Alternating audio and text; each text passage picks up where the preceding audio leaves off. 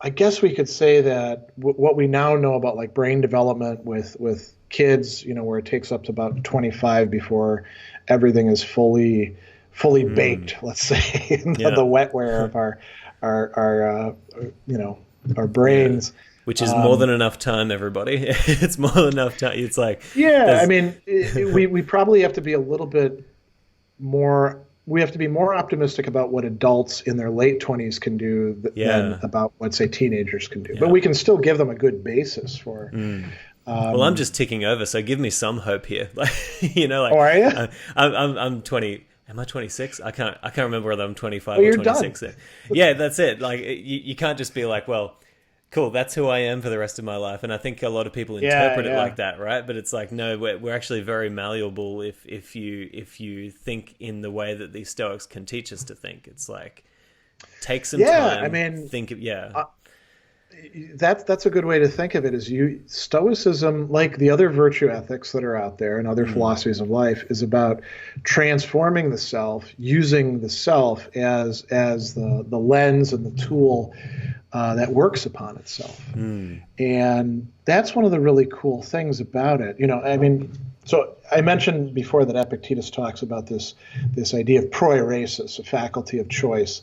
mm, And it's not like we can just choose anything whatsoever because our faculty of choice, which he says is what we are, it's who we are at our core. mm, Um, he says that it can determine itself.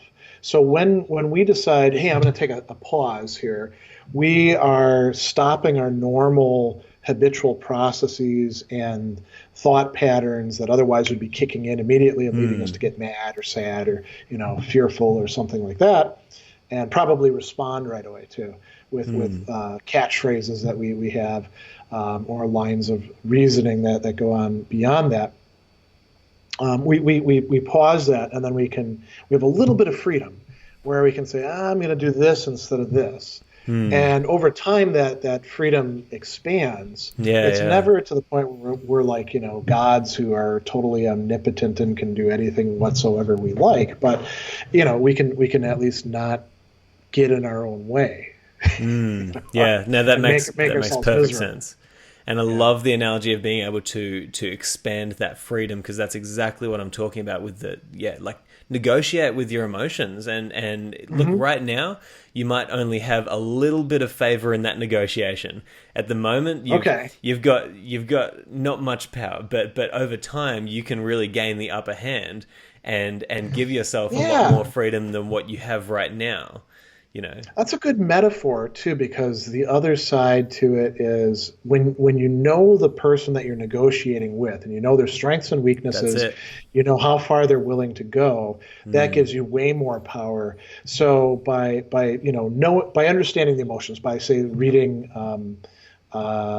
Seneca's on anger and looking at his analysis of how anger actually works, Mm. you now can sit across the table from anger, and anger will be, I'm going to do this, and you're like, no, no, you're not. Yeah, yeah, exactly. Yeah, yeah, So yeah. But then if you're at the start of your negotiation and you've only just learnt about stoicism, yeah, all you yeah. might have is to be able to say, okay, well, I'm going to let you do half of that, but half of it, let's not do that, right? And then you shake on that and you say, cool, okay, I'll give you half, you give me half.